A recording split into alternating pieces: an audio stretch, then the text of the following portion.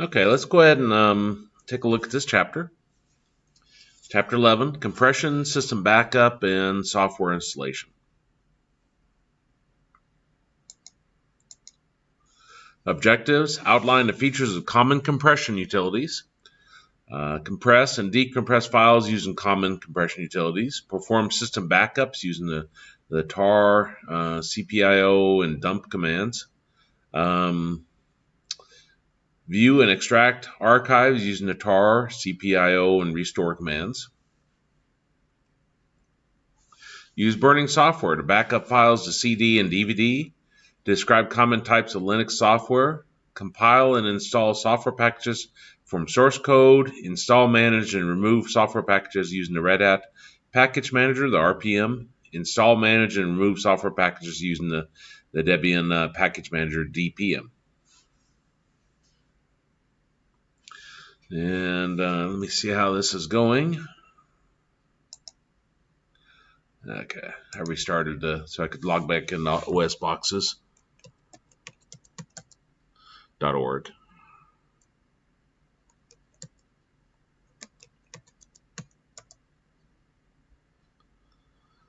Maybe.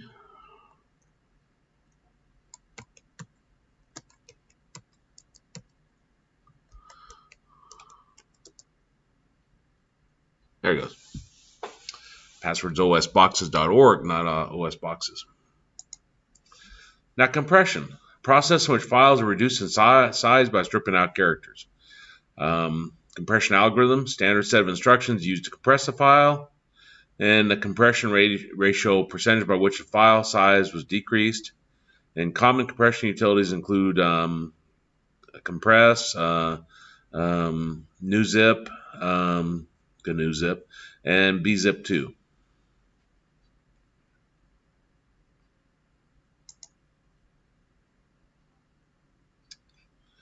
Using compress, used to compress files using adaptive Lempel-Ziv coding compression algorithm, LZW, if I'm saying that right. Average compression ratio of 40 to 50%. Compress command used to compress files. You specify the files compress as arguments, and each file is renamed with a .z file name extension indicates compressed. Use the -v verbose option to display the compression ratio during compression. Ratio.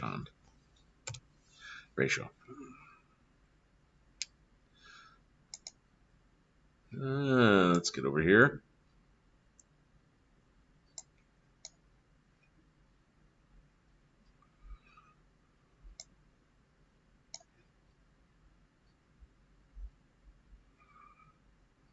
Looks like it's still logging on.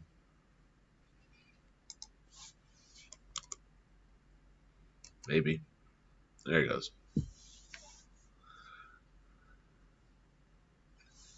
Virtual machines are nice, but they're not the best performance-wise, especially if you take the defaults.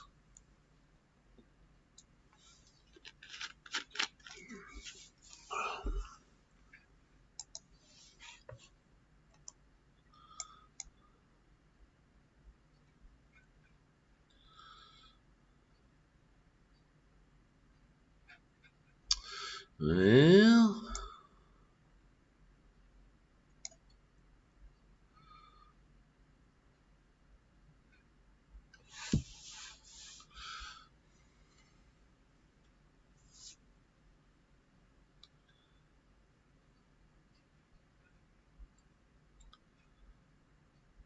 let's get there eventually. Let's go on to this. We got a zcat command used to display the contents of an archive created with compress. Can use zmore and zless commands to view contents page by page. The uncompress command used to decompress files compressed by the compress command. And the compress utility is a filter command that can take information from standard input and send it to the standard output.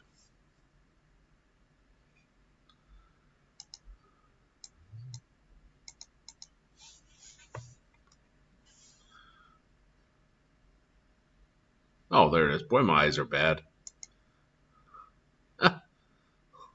Well, they're bad, but that's also very small. Okay, so let me get to I think that's, yeah, show applications and utilities and terminal. If it's small on my end, I expect it's really small if you're watching it.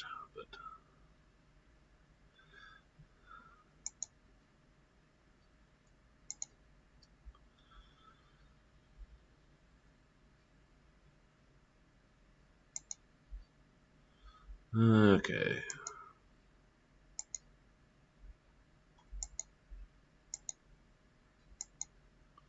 Zoom in a few times so you can see it.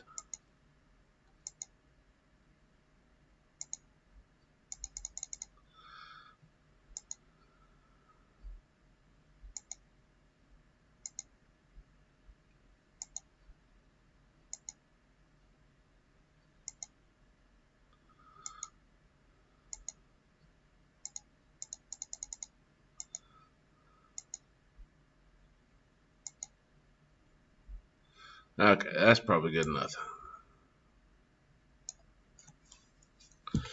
Okay, so I'm gonna go home, CD, and then my tilde, and let's see, big file, ls-al, big file.txt. Must be a big file. Okay, compress. Let's just try it with no options. Install package in compress to provide command compress. Yes.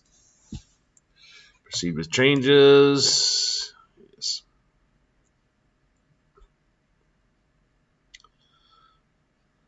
Okay.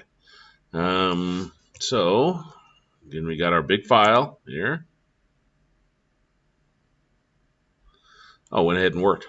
ls big. There it is.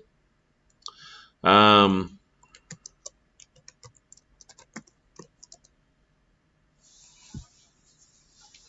course, I don't remember what size it was before. Let me uncompress it. Big file.txt.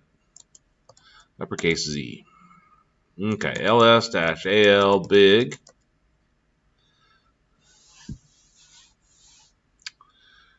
So here is its original size, 6,162,299, and when I did the compress, it took it down to 1,679,221.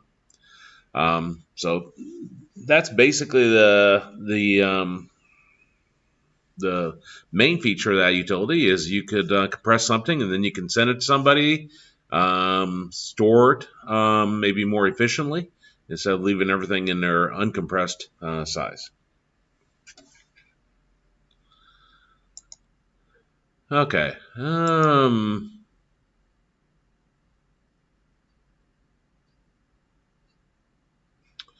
Let's say rename with a Z, though I think it was a dot uppercase Z. Case doesn't matter.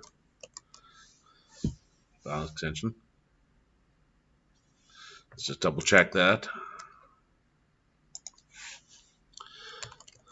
Compress big file.txt. ls-al big, and then my asterisk, and yeah, it's uppercase Z. That should work for the textbook publishers. I can find all their mistakes.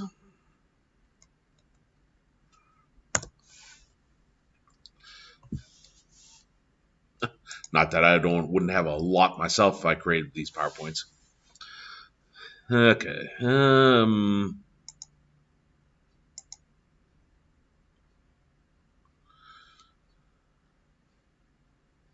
zcat command used to display contents of an archive created with compress. Well, what in the world is that talking about? If I compress this, first off,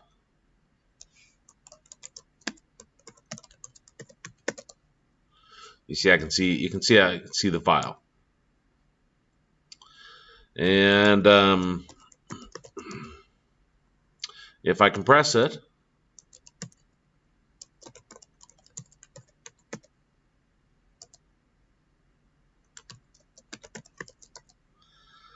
Now if I do a cat on it, or I guess I could say more since that's what I did the first one. More big file.txt.z.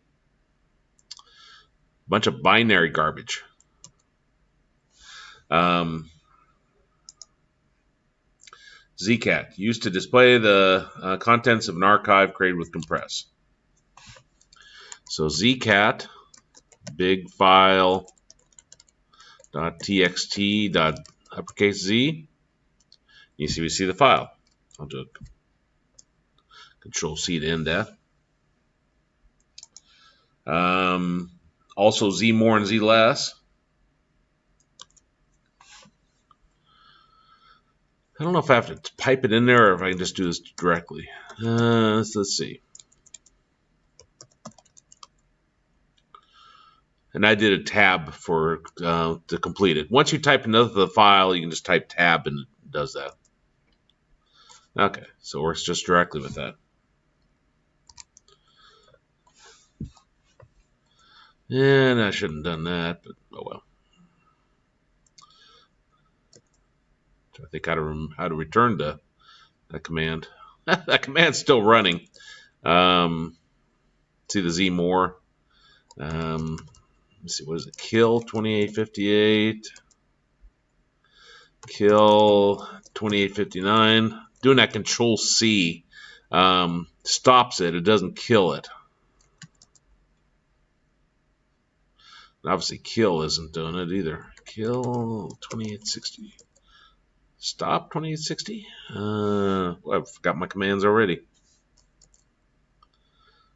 Stop 2860.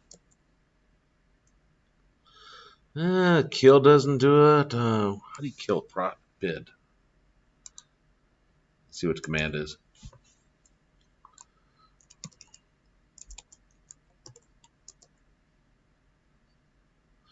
Linux command to kill a PID.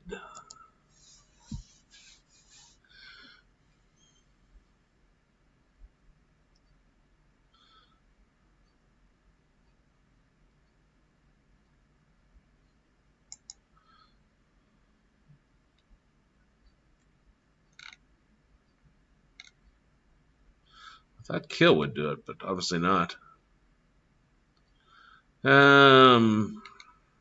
Top might work pretty good, it sounds like. So you do top, and then you do a K and a number.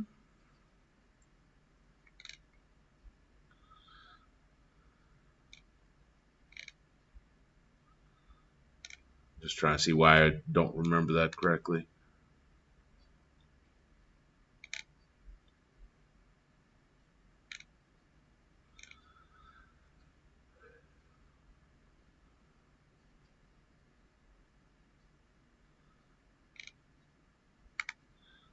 Normally, you can kill your own processes, but not those belong to others. Both top and PS show the user under which process is running. In case of top, second column with PS. Let me just try to use top.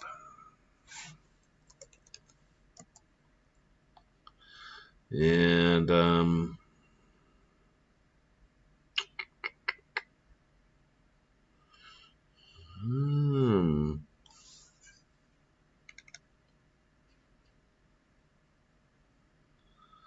it's annoying as it keeps bouncing around.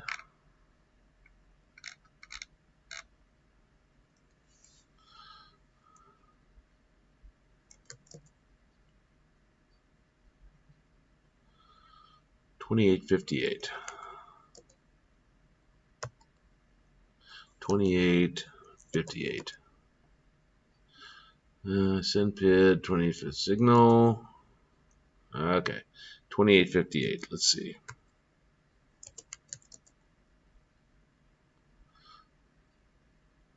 Huh.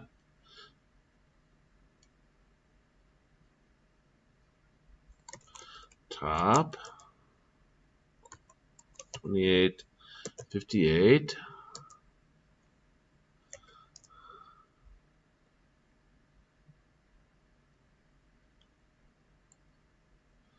$28.58. Yeah, let me go read about it again.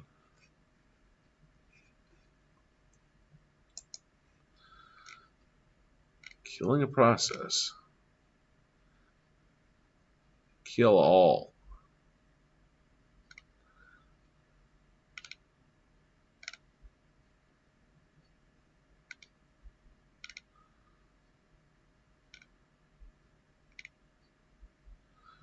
Using the kill command is straightforward. Once you found out the PID process you want to kill, you can terminate using the kill command. That's what I'm doing.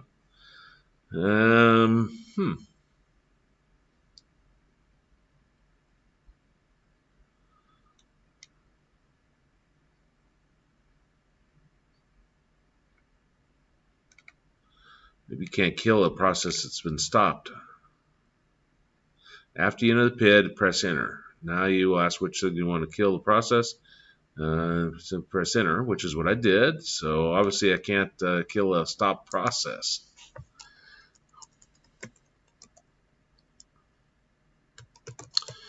I knew it was kind of early for me, but I didn't think I was doing that kill command wrong. Command to kill stopped process.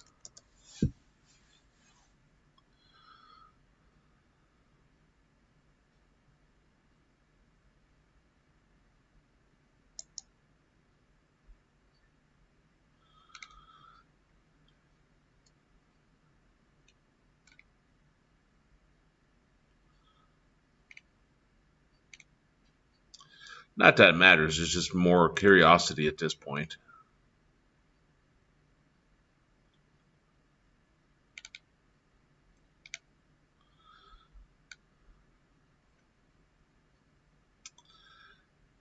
Kill 1293.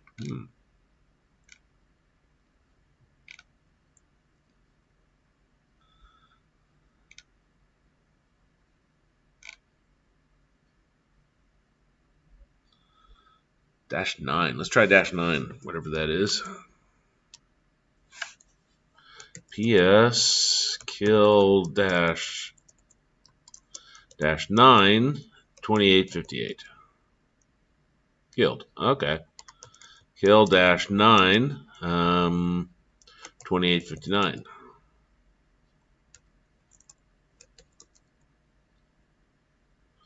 Okay, I got rid of all those then. Interesting. Let's see what -9 does.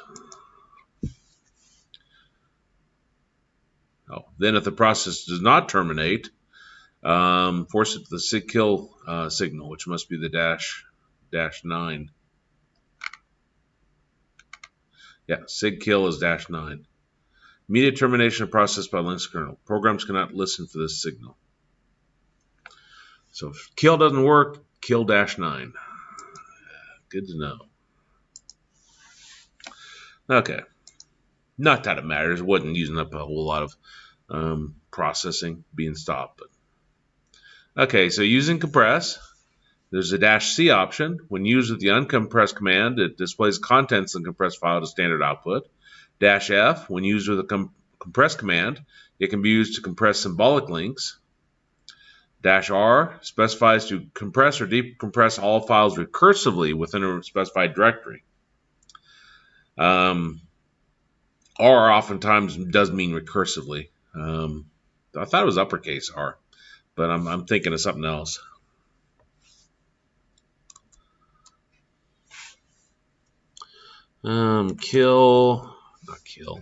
Compress.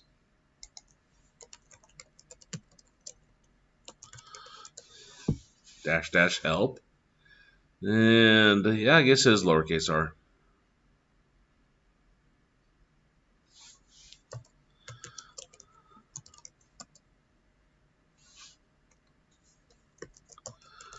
Pipe sign more.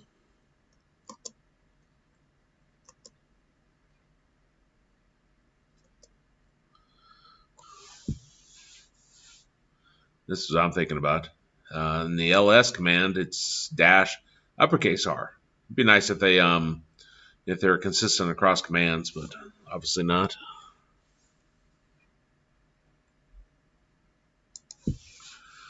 -V displays verbose output during compression and decompression if you want to see the details. Now here we have another compress utility, gzip. Used to compress files. Uses .gz. My hardest part is remembering this, even though it shouldn't be hard. GZ, gzip. But when you're running across a compressed file,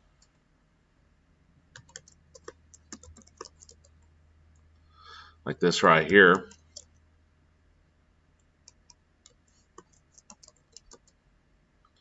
you're looking through your files here, and you see that file. Besides the file name, you see this read write, read, one OS boxes, your file size. Nothing indicates to you that it's a compressed file. The extension at the end there does. So remembering that dot uppercase Z is using the compress tool.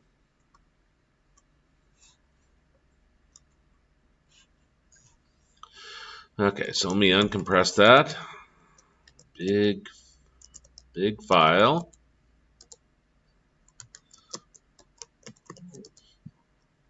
Now gzip with we'll use no parameters, see what happens.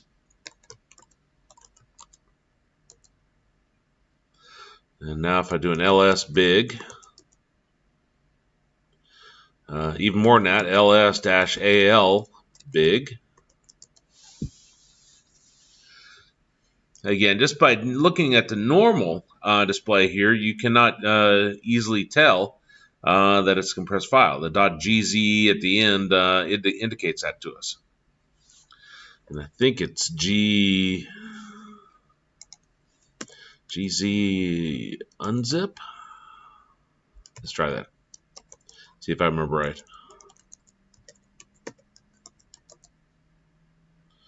Nope, obviously not.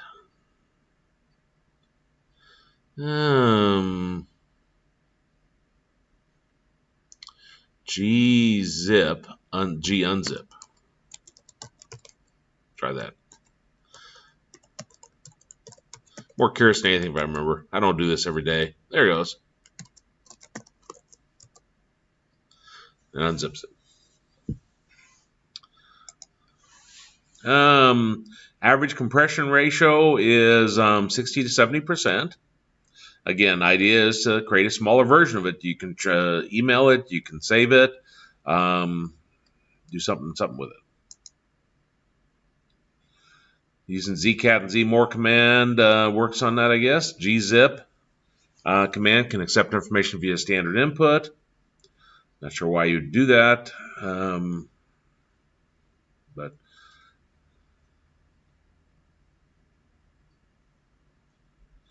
it'd be like you're doing a command and immediately instead of sending it to a file first, you send it to gzip, which I guess that makes sense.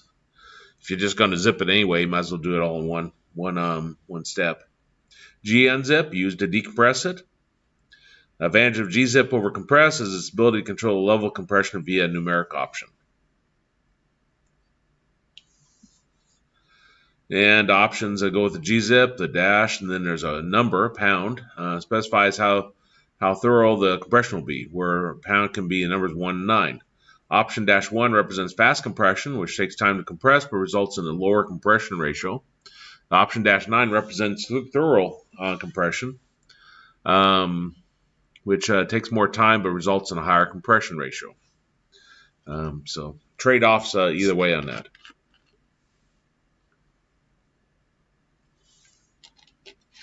Then -best gives the -9 option automatically. -C displays the contents of the compressed file to standard output. Same function as zcat when used with the gunzip command. So gunzip -C looks like.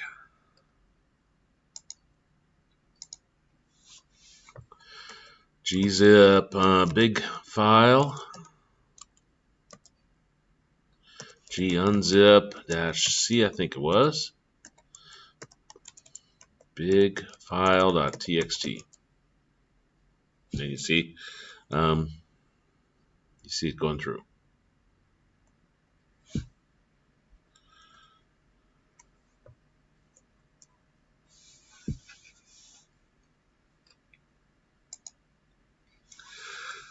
Dash D decompresses the file specified, same as gunzip command when using the gzip command.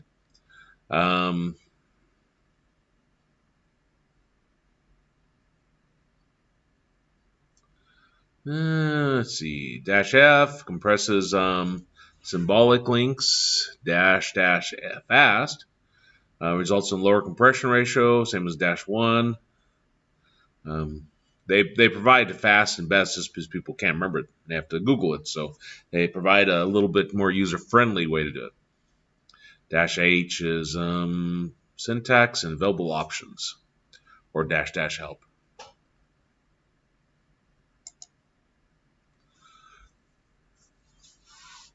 Dash L lists the compression ratio. Dash N does not allow gzip and gunzip to preserve the original modification access time for files.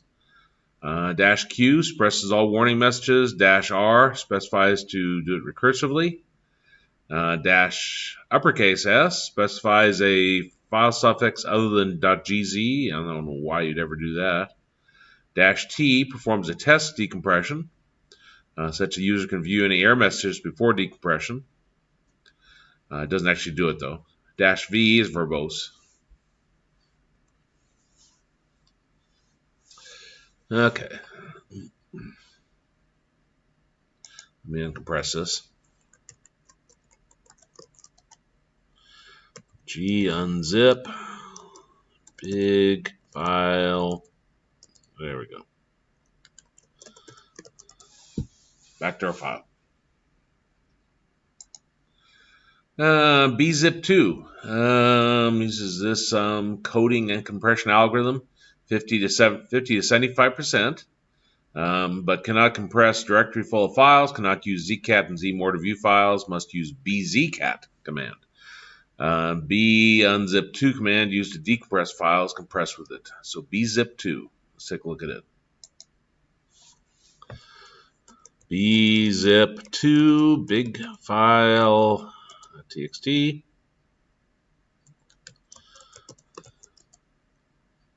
And see, now it ends with a BZ2. So that's how you identify that it was a zipped up with that. You might say, well, I'll just use one and I'll know what it was. Well, what if somebody sends you a file? What if you're exploring a Linux directory and you run across one of those files? Now you got Google, which is pretty easy to go and do it. Unzip2 big file.txt. Let's try that again.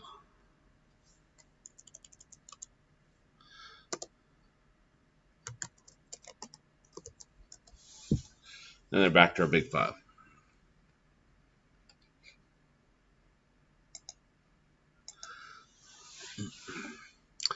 Again, dash, there's a dash pound, but here it specifies the block size used during compression.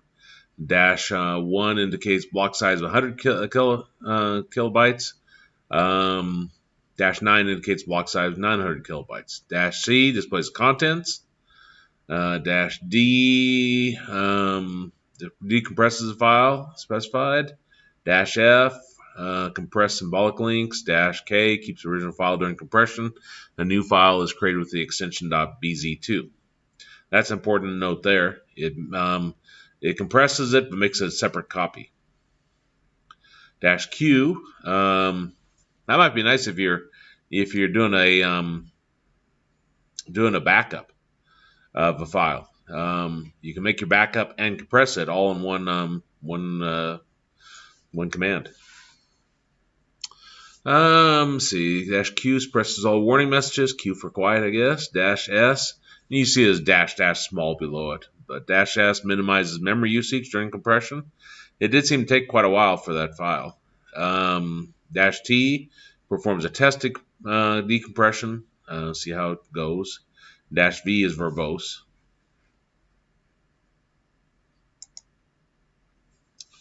Now, system backup, process whereby files are copied to an archive. An archive is a location file or device that contains a copy of the files, typically created by a backup utility. Archives should be stored in an alternate location. Many types of media can be used to create the archives: tapes, CDs, DVDs, or hard disks. If you burn it to a DVD and you set DVD by your computer, well, if your house catches on fire, your business catches on fire, not only will it destroy your machine that had the Linux on it, but it also destroy your backup. So it doesn't do any good. That's what they're saying. Store it at an alternate location. If you're in a business, if nothing else, take the DVD home, throw it in the closet. You say, well, that's real good security and backup and so forth. Well, I said, if nothing else, there's appropriate places you can send it to. Like we'd send backups from a business standpoint up to Salina. They have some salt mines up there or something where they do a lot of storage, and it's a secure place. Tornado's not going to wipe it out. Fire's not going to hit them. It's dry storage. There's no water seeping in. From what I've been told, I never have been up to the salt mines. System backup. As a rule of thumb, you should back up user files from home directories and any important system configuration files. Possible files used by some system services as well. There's no use for you to really, you should do a full system backup every so often, but there's no use for you to back up the standard Linux files every night. You just install the Linux distribution again, and you're back up and running on that. So that's what they're talking about. Several backup utilities are available. Tape Archive, TAR, Copy In Out, CPIO. And you see what it stands for. CP Copy IO In Out. Dump Restore, disk burning software. And here's a common tape device files /dev STO 1 or 0, 1 and 2, and NSTO 0, HT0, NHT0, and FTape. And you see the corresponding description. Tape Archive utility, one of the oldest and most common backup utilities, can create archive in a file system or directly on a device. The tar command activates the tar utility. An argument lists the files to place in the archive and accepts options to determine location of archive and action to perform on the archive.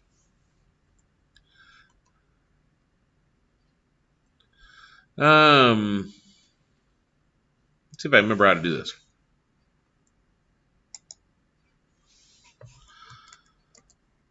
I think I can put that in like that.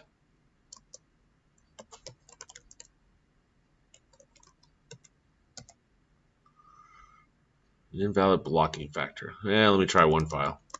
test2.txt myfile.tar. I've obviously didn't need to read the options. Appends a whole archive to another archive. -C creates a new archive.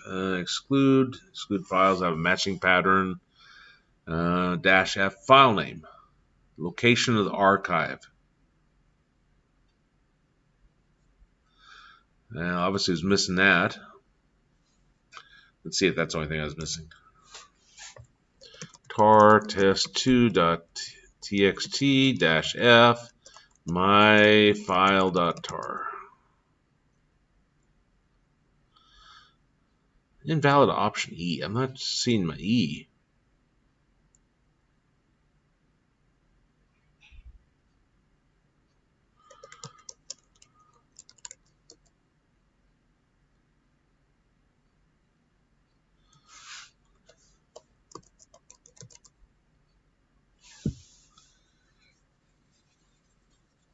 You put your options, you put your file name, and then you put your files.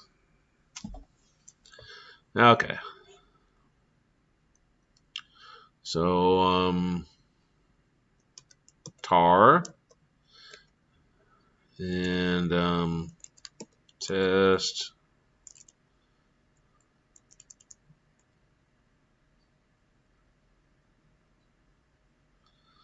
I can think it's a big file. Okay. So I'll just do a -F ls.txt. tar-f, and then test2.txt, myfile.tar. Acts like I have to do a -c also at least. cf test2.txt, my file. No, it's, which comes first? It was your tar file name first, and then your files. To bring that example back up. CF. There it goes.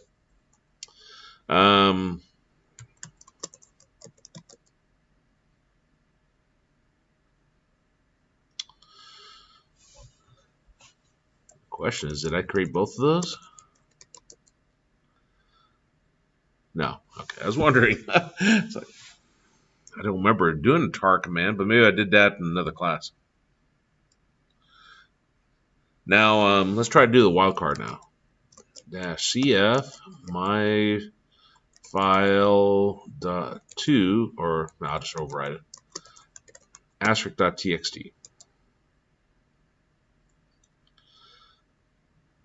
The bin listing cannot open, permission denied. Almost looks like it took a while though, so I think it got all the text files, but we'll see.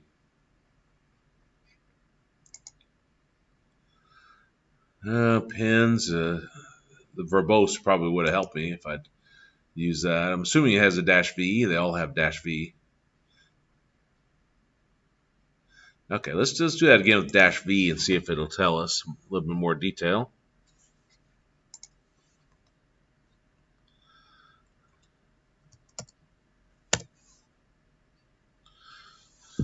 Okay, so it looks like I got all these files.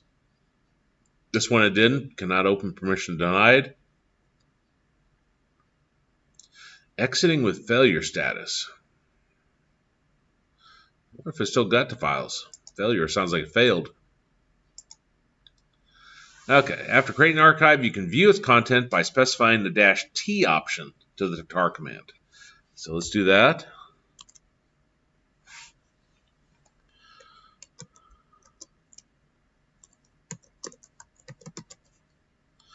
ls-t myfile.tar. ls, what in the world? tar-t myfile, not tar. Error is not recoverable. Exiting now. So I don't think it was successful. Let's try just that one file again.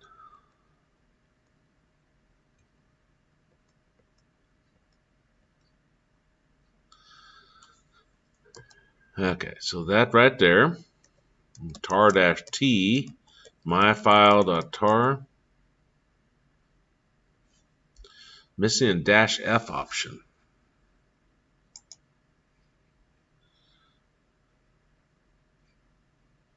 Yeah, let's follow its advice. tar-ft myfile.tar.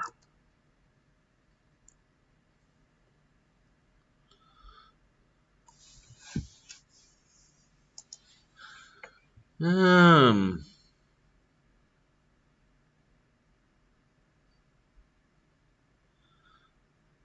I'm doing exactly what that says there. I never have tried to view a tar file after I've created it. Let's see, make directory test, make directory test tar, and copy my tar to test tar. Okay, and now do a what's the command they tell us to do? -x to extract it.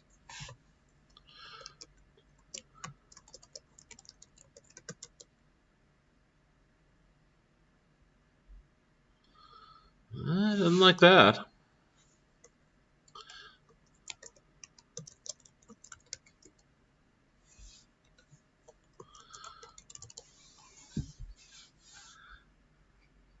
-XF.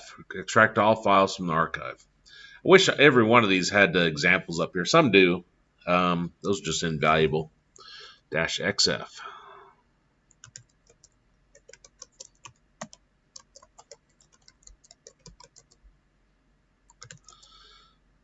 There it is. Test2.txt. I'm surprised that error caused the one tar file to have issues. Well, maybe it didn't. Let's go back and tar dash, was it CF? Create? X for extract, I think C for create. And then my file 2.tar, and then asterisk.txt. Okay, copy my file 2.tar to that directory I created, whatever I called it, test tar. What in the world is the directory I created?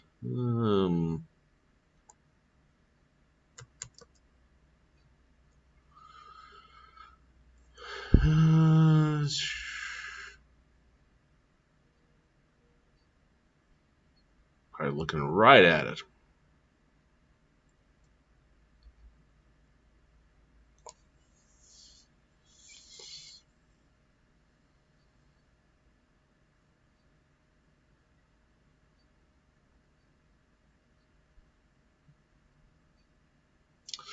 That is bad.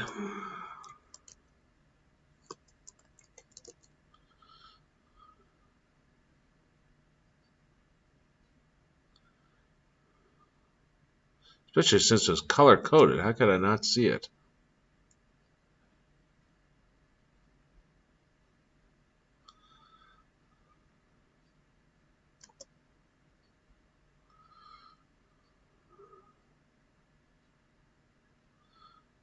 There it is right there. Test tar.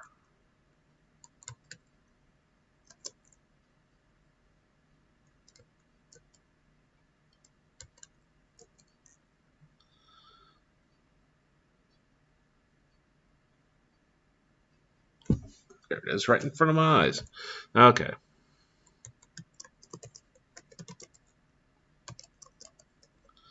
My file 2.tar to test tar.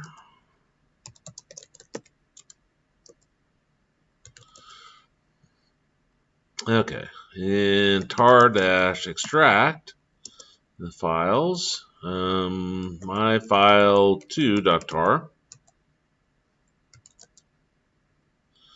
Okay, it just that command I was doing earlier. I guess what maybe it was that table of contents wasn't working.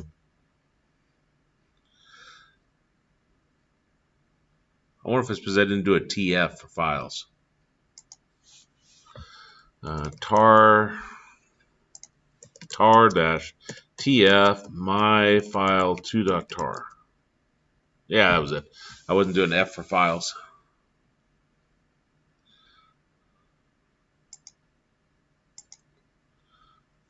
Okay. Tar utility does not compress files inside of archive. Time needed to transfer the archive across the network is high. Sometimes you combine this with a compressed gzip or bzip2, it says. So it's kind of weird sometimes because you get a file and it's compressed and it's they've done a tape archive on it. And I realize tape archive doesn't mean I'm necessarily going to copy the tape, but it does bring them all into one file. Tar command accepts options allow you to compress an archive immediately after creation. You can use the tar command to backup data directly to a device, such as tape. Use the -F option to specify a path name to the appropriate device file. To add to a tar archive that already exists on a tape device, use the -RVF option.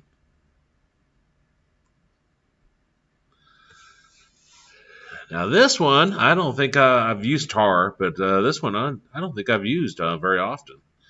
Maybe the last time I taught this class. Copy in out CPIO, common backup utility. executed by a CPIO command. Includes options similar to the tar utility. Has added features. Ability to back up device files, long file names, uses absolute path names by default when archiving. No need to have an extension, however, it's good practice to use extensions. Let's just try it and see. It's kind of part of being computer science. You've got to be willing to experiment. If you don't have that, then it's missing a big part. I'm assuming I have to tell it a name to put it to, since there's no extensions. But we'll see what this does. Okay. CPIO -- help. Always your first go-to. Okay. Copies files named in the name list to the archive.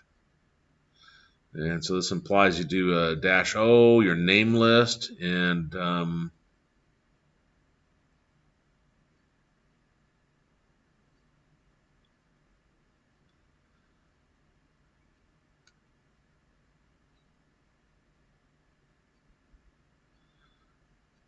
to the archive. So less than, greater than? CPIO -O less than all my TXT files and WCPIO text.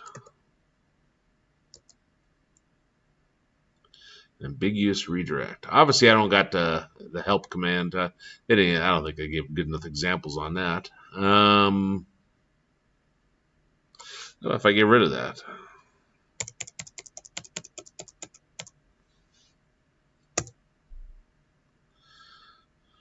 Ambiguous redirect. Well, let's see if they give us any. Well, no, that was it, basically. They just give you the options. So let's go to our best friend.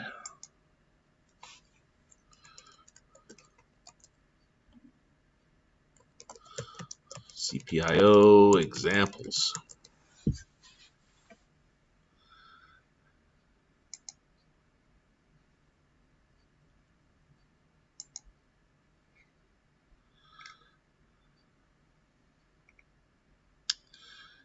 Okay, so they're redirecting that into that, and then they're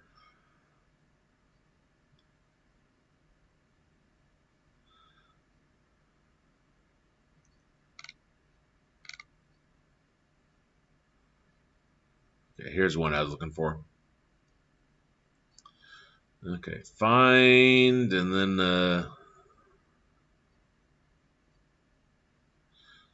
okay, so they're redirecting it there also.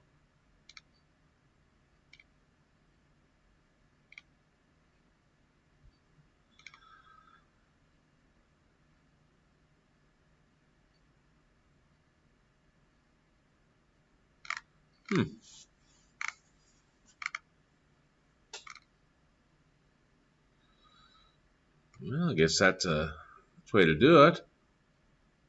-OV.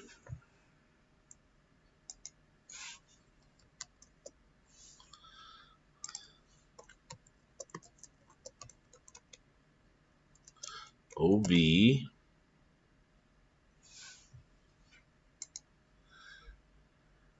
ls-OV, and then greater than.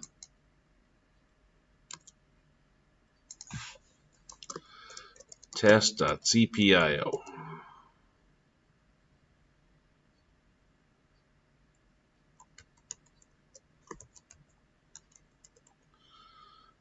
File test.cpo grew. New bytes not copied.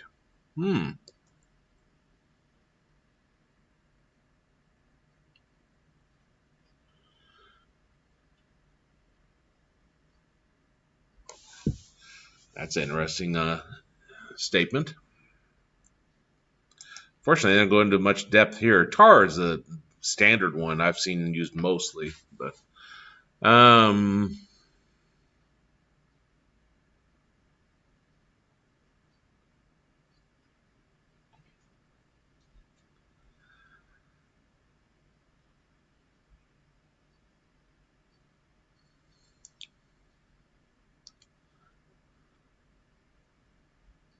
I don't see anything besides this default block size that would prevent it from size-wise. Interesting. Dump command used to back up files and directories to a device or file on a file system. The restore command used to restore those files and directories backed up using the dump. Dump and restore can only work with files on extension 2, 3, and 4 file systems, and designed to back up entire file systems to an archive. A lot of these I've never used in a business sense because I haven't done full backups of a Linux server. Mainly I've just used the tar command, not even to do that, but more to extract it. Because I'd receive a tar file and I'm sitting there, it's like, well, what do I do with this? Now I'm grateful for Macs. They got a Linux version on there where you can run it. But I'm grateful for them when they download files like that. They'll go ahead and oftentimes extract it and put it in the right format for me. So they make it so I don't have to sit there and fumble around and try to remember how to do it. But if you're downloading something to a Linux box, and you may have to extract it or decompress it or whatever.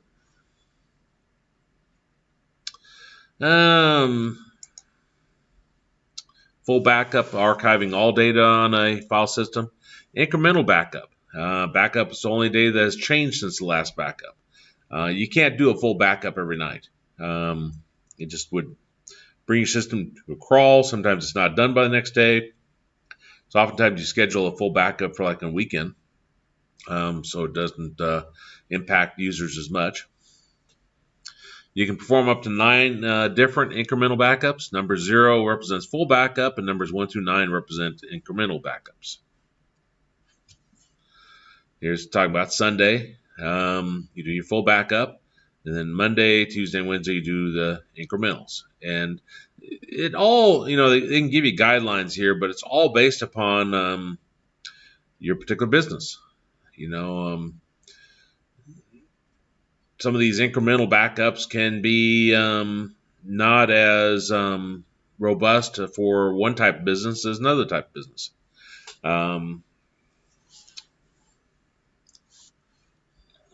Example is,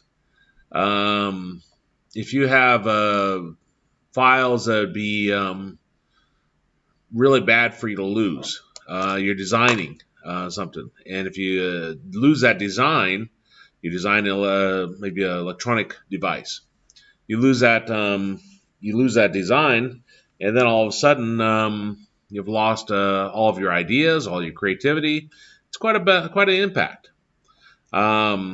Maybe at that point you're doing incremental backups during the day. Where if they call you up and say the file I was working on this morning, it's got destroyed, you can get them some version of that back. Maybe production floor information is not as critical.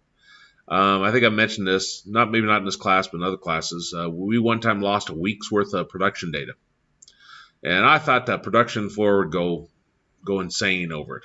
I thought they would say, this is horrible. We've lost all this tracking information. We've lost all the barcodes for the individual boards you put in the spectrum analyzers, so we don't know which boards are in. And I thought it was going to be a huge deal, and it was shocking how the production floor took it. The manager, he was not upset. He understood what had happened and so forth. It wasn't negligence or anything, and he said, "It's no big deal. We'll just type it in manually." Now, I still to this day don't understand how they could type in or how they could track those boards that have already put into a spectrum analyzer to the spectrum analyzer, because those boards have a barcode on them, and then the spectrum analyzer has a barcode. And so that if you had an engineer design a board incorrectly, and you need to do a recall, you'd know which spectrum analyzers had that board in there. So maybe they didn't even care about that, and they just recorded the work order information as best they could. I don't know. But again, it's importance of your data. What if you don't get it back? That's maybe a big guide on how you do some of this. I remember uh, one we used to be well we were working on ISO certification, and once we achieved it, we had a lot of documentation, and you document everything, and not everything, but you document a lot in ISO. Your processes, how you do something. And there was one production floor document that was 70 pages long and got corrupted somehow. And they came up and they were kind of upset because 70 pages could no longer be loaded in the Word. So they were talking with the person on the help desk at that time, and they said, "We've lost this." And he went and checked. I think we had the incremental backup, so forth, and he pulled off the incremental backup, or maybe we had a full backup available. He went and pulled it off there, and it was corrupt. And his response to him, "Well, you better start typing." They were mad, and they went and talked to our manager, and then somehow they found it. So maybe they went back quite a few full backups, pulled it from the salt mines or something, and they were able to get that file back because they did not want to type 70 pages. I'm not even sure if they had a paper copy of it. I'm sure they did somewhere, but they definitely didn't want to retype 70 pages. And the idea on backups, and you'll hear this from different IT people, is that it's not really a backup that we're doing. They call it backups. This is a full backup. This is an incremental backup. But a lot of people in IT will tell you that they take these files and store them off for disaster recovery. It's kind of a way, because if you think it's a backup, you think it's going to be just fine, and that's not necessarily true. If my file is corrupt, that 70-page document got corrupt, and I do full backups, I'm doing incremental backups, and I've done that for 5 years, not realizing that file is corrupt. It doesn't matter how far back you go. We haven't kept tapes back from the beginning of time unless you're working with a particularly important area. You only keep them for so many years. And, you go back 5 years. 5 years ago is corrupt. So you pull that copy, it's still corrupt. So that's what they indicate. It's not really a backup per se. It's more of a disaster recovery. True backup might be a paper copy, but even then that could be burned and so forth. So, okay, there's options. I'm not going to sit and read all those to you. Using the burning software, your tar, CPIO, and dump commands copy data backup medium and character by character, block by block format, typically used with tape and hard disk media. Your disk burning software used to write files to CD or DVD media, allows you to select the data to copy, organize the data, build CD or DVD systems, write it all to CD or DVD. You can install Gnome Baker CD DVD writer on a Fedora 20 system using the yum install Gnome Baker command as a root user. I'm not signed in as a root user, so I don't think it'd work. But let me show that. Yum install Gnome Baker.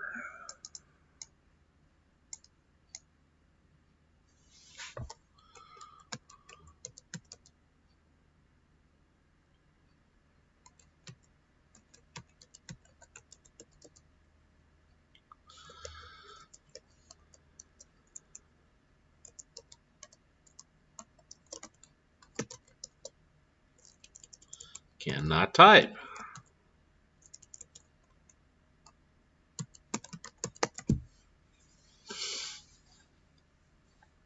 Command has to be run with the root user.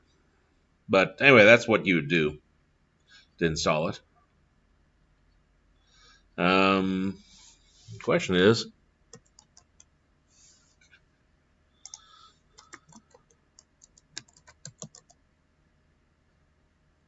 install package to provide the command. Yes. Although you cannot do the yum install, a lot of times you just type it and then it'll bring up that program after it does the install.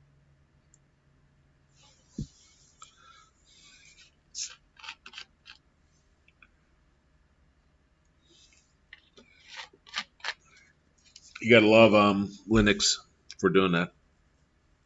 Well, that's installing. We're not gonna run it, but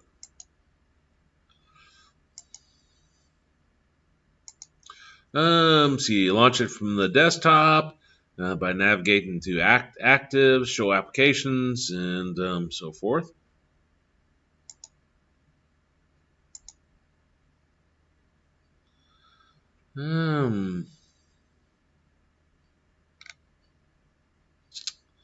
Not sure what that means.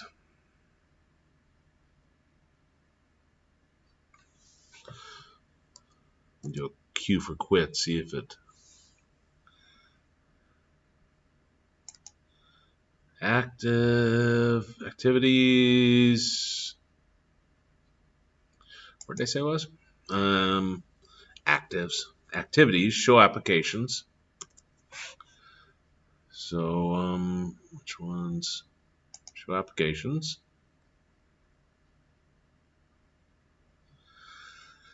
That's big enough where I can actually even see it. Here it is. There's your software installed.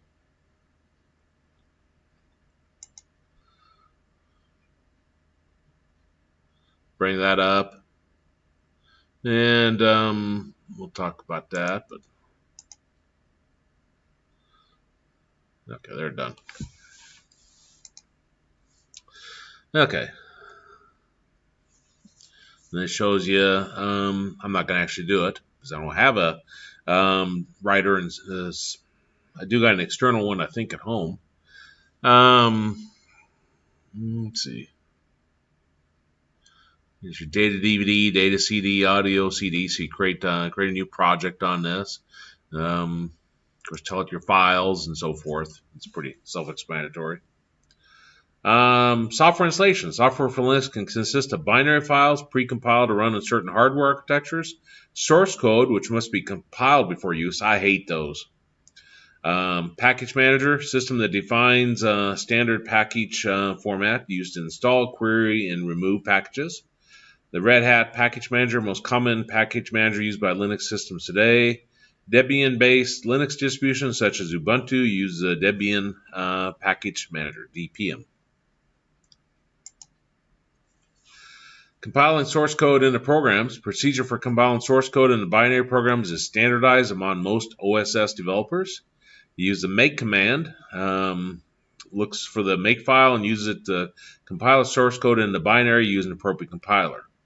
Make file contains most of the information and commands necessary to compile a program. And make install command copies compiled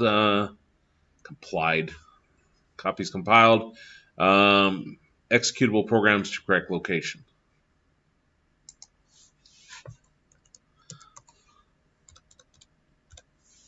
Person types and misspells just as bad as I do.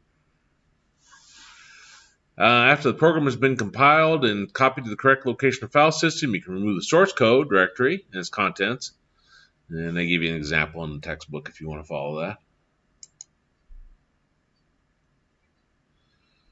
And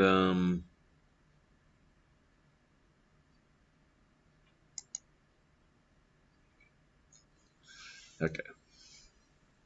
Working with the Red Hat Package Manager, RPM. RPM packages have file names that indicate hardware architecture for which the software is compiled. Ends with the .rpm extension. To install an RPM package, use the -I option to RPM command, and command used to install, query, and remove RPM packages. Working with RPM, package dependency. Some RPM packages require other RPM packages to be installed in your system first, and you receive an error message that indicates the RPM package that needs to be installed first. After installing the prereq packages, you can successfully install your desired RPM package. And then after installation, the RPM database is updated to contain information about the installed package and files contained on it. -Q, query the full package name. -I, together with -Q, used to display full package information. -F, together with -Q, displays a package to which a specific file belongs. And -E, used to remove a package from the system.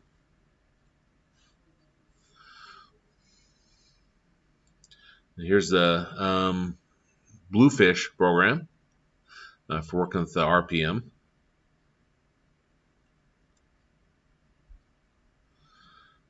Now here, if you're using the RPM utility directly, here's your configuration settings, common options, where you can do your -A, -C, all those. Here's more. I'm not going to go over those. Most RPM packages are located on internet servers called software repositories. Yum command used to search internet software repositories for RPM packages. Installs dependent packages if necessary. So this kind of takes care of the whole shooting match when you have writes. Yum install package name. Yum update package name. Upgrades and install package to the latest version. And that's the frustrating part, is if you're working with something on Linux that maybe uses 4 different software packages. Maybe you need the C compiler, maybe you need the awk, all of those. Just because you have updated perhaps some of your applications doesn't mean they're all updated. So that Yum update will give you the newest version. The Yum command may try different software repositories that contain necessary software by finding one that accepts a connection. And these are called software mirrors. And you've seen this if you download anything Linux-based. These will have mirrors all over the place. Now, I run an assumption when I see those mirrors that all of them have the same version of those utilities. I don't know if that's a true statement. Using the Yum search keyword command to search for software repository by keyword. And package group, a group of related RPM packages that are often installed together. And the Yum group list command will display a list of package group names. The GNOME and KDE desktop environments contain a utility that periodically checks for updated RPM packages. You can also run a graphical software utility, check for updates manually, search for and install new RPM software packages, and manage installed RPM software packages.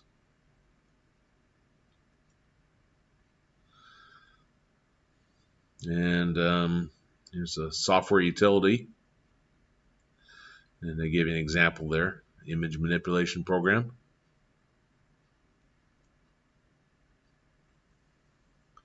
Now working with the DPM, Debian Package Manager. The Debian Package Manager is used by default on Linux distributions based on Debian Linux distribution, such as Ubuntu, Linux. DPM packages use the .deb extension. They're installed and managed using the dpkg command. And it's stored in that file. Most DPM packages are hosted on internet software repositories. To download and install DPM packages, use the apt-get command. To remove a DPM package, use apt-get remove or apt-get purge command. An update, you use apt-get update.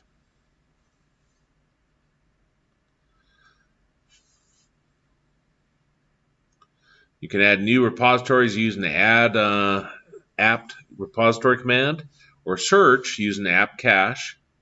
You can use the aptitude utility to install, query, and remove DPM packages. The aptitude command accepts many of the same arguments as the apt-get. And then our summary. Apt-get.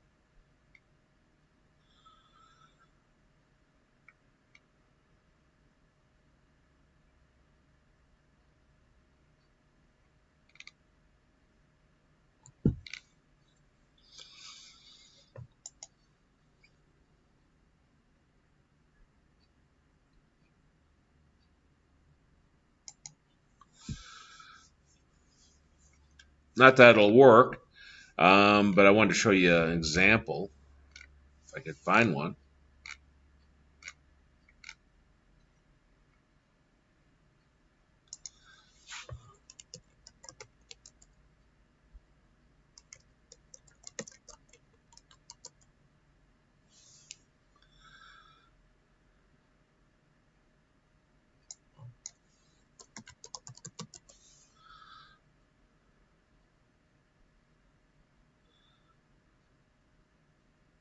Okay, sudo apt-get install Blender. Like I said, I don't think I'll have rights, but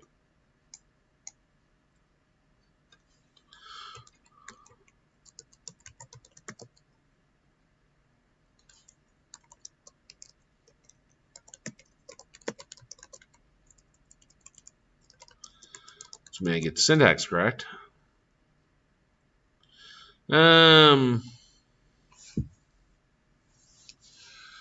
We trust you received the usual lecture from local system administrator. Usually boils down to these things: respect privacy, others, think before you type.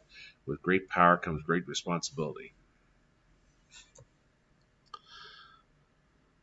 osboxes.org. Command not found. Okay. Like I say, I didn't think it'd work on here, but I wanted to show the syntax of it. Let's just type Blender. Again, very nice, nice method there, where you can just type that and it will find it.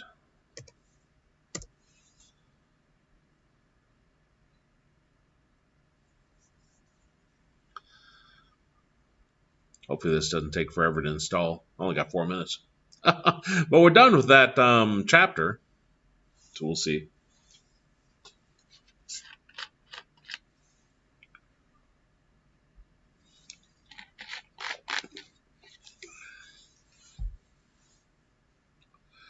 Now you notice, as this going through here, I think this is all the items it needs.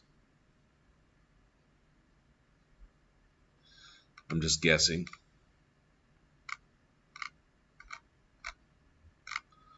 Since I've never installed Blender this way. Following packages have to be installed. So this may be forever installing all this, but look at all these different packages. And what if one of the versions is off? This is the one thing I find frustrating about a software install on Linux. Sometimes I'm successful at it, and sometimes I cannot figure it out. And when you've got 25 other packages, libraries, that have to be an appropriate version for the software you're running, then that can be challenging. Now, when you got an install like this where it's doing it all for you, then that's a little bit better. You can pretty well guarantee it's probably going to work. But if you don't have a software set up like this, because the person that develops it has to do this, then it's a nightmare. Sometimes it's a nightmare on Windows when they don't include it all within a install package, and you're supposed to manually update this yourself. Sometimes I've seen that with Java. I'll go out there and install the latest version of Java and then the package and see if it works. I had that trouble with the Android Studio last semester when I was teaching app development. Had a bunch of these, again, additional libraries, different software component add-ins, and they all had to be at the correct version, not the newest version necessarily. One of them I had to back to a previous version because it wouldn't work. That took me forever to figure out. Couldn't find anything on the internet. And finally, I don't even know why I started backing that one back to a previous version, and then it worked. So again, it can be frustrating. I don't think this will finish in the time we have. Famous last words. And there's Blender. Never used Blender before.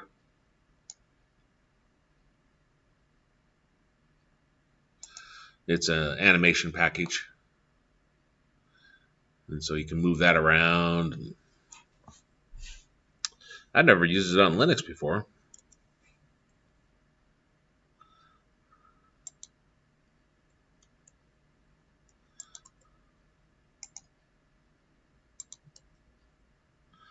But you can create animations, you can create models. Um,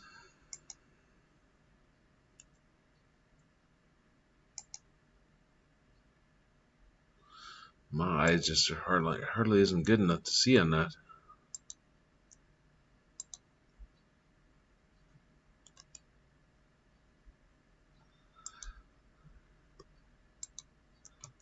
I think I'm subdividing, but I'm obviously doing it wrong.